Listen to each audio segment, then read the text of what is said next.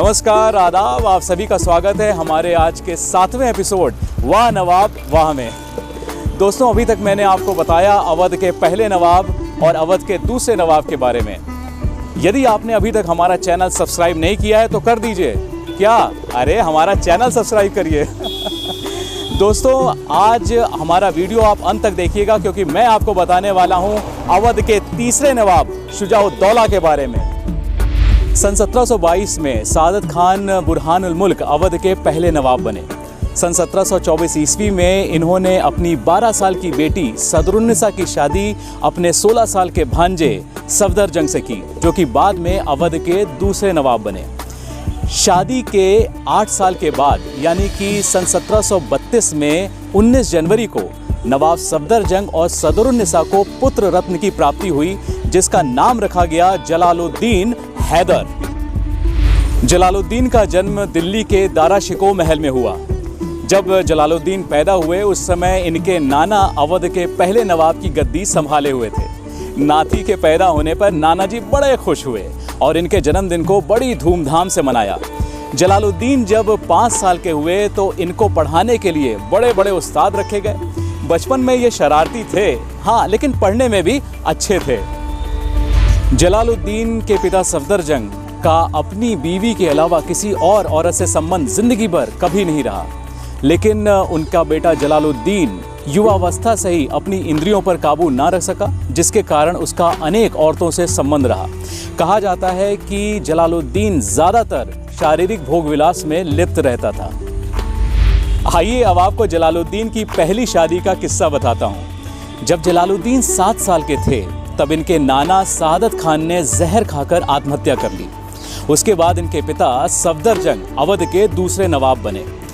जब जलालुद्दीन 12 साल के हुए तो एक बार किसी काम से नवाब सफदरजंग दिल्ली मुगल बादशाह से मिलने के लिए गए और वहीं किले में रह रहे थे।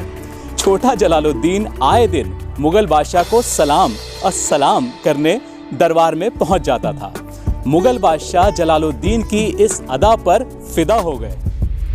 जलालुद्दीन के व्यक्तित्व और उनकी इस अदा पे फिदा होने के बाद मोहम्मद शाह ने 1745 में अपनी मुंह बोली बेटी, जो कि 12 साल की थी, उम्मत-उल-ज़ोहरा का विवाह 16 साल के जलालुद्दीन से बड़ी धूमधाम से किया। ज़ोहरा बिन माँ बाप की बेटी थी, उनके माता पिता की मौत हो चुकी थी और इन्हें मोहम्मद शाह ने अपनी मुंह बोली बेटी माना था। जलालुद्दीन और उम्मत-उल-ज़ोहरा की शादी में उस समय 46 लाख रुपए खर्च हुए थे। इतना धन तो शहजादे दारा शिकोह की शादी में भी खर्च नहीं हुआ था, जो कि उस समय तक मुगल राजवंश का सबसे खर्चीला विवाह माना जाता था। यही उम्मत-उल-ज़ोहरा ससुराल आने के बाद बहू बेगम के नाम से मशहूर हुई।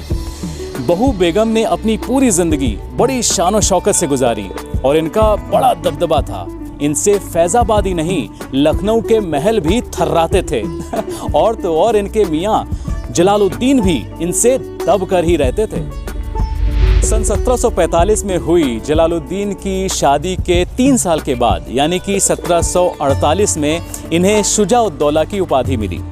इनकी शादी के 9 साल के बाद 5 अक्टूबर 1754 को इनके पिता, जो कि अवध के दूसरे नवाब थे, नवाब सफदरजंग की मौत हो गई। उसके बाद मुगल बादशाह आलमगीर द्वितीय ने इन्हें अवध का नवाब घोषित कर दिया। तो इस तरह आए अवध के तीसरे नवाब शुजा मियाँ। अरे मेरा मतलब नवाब शुजा-उद-दौला के बारे में आपको बताऊं कि ये बड़े ही अय्याश थे। एक बार नवाब साहब की नज़र एक सुंदर लड़की पर पड़ गई और उसे देखते ही नवाब साहब के जज्बात काबू में नहीं रहे। फिर क्या था, नवाब साहब उसे उठाकर ले आए अपने यहाँ एक रात के लिए। वो लड़की खत्री जात की थी। ये बात जब शहर वालों को पता चली, अरे तो मार हल्ला मच गया। लोग आपे से बाहर हो गए, कहा हिंदू लड़की को छोड़ दो। अरे पर नवाब साहब कहाँ मानने वाले थे। उन्होंने कहा हम नहीं छोड़ेंगे और बात बढ़ते बढ़ते इतनी बढ़ गई कि दिल्ली दरबार तक पहुंच गई। मामला काफ़ी गर्म हो गया और दिल्ली दरबार में इन्हें अवध की गद्दी से हटाने की बात भी चलने लगी। इनकी वालिदा नवाब बेगम काफ़ी समझदार औरत थी। उन्होंने लोगों को समझाया और ऊंचे पद पर बैठे लोगों को खरीदकर इस मामले को दबवा दिया। तब जाकर मामला कहीं शांत हुआ।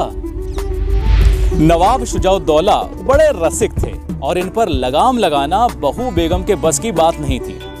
नवाब साहब अपनी हर रात रंगीन बनाने के लिए रात में बाहर जाया करते थे और बहू बेगम जानती थी कि ये आदमी सिर्फ एक औरत के साथ रह ही नहीं सकता। जैसा कि मैंने आपको पहले बताया कि बहू बेगम का नवाब साहब पर दबदबा था, तो इस काम के लिए बहू बेगम नवाब साहब से अच्छा खासा हर्जाना वसूल करती थी। बहू बेगम ने एक नियम बना लिया था। उन्होंने अपने शौहर से कह दिया था कि जब भी तुम रात महल के बाहर किसी और के साथ बिताने जाओ तो जाने से पहले उसकी कीमत 5,000 रुपए मेरे सराहने तकिए के नीचे रख कर जाया करो।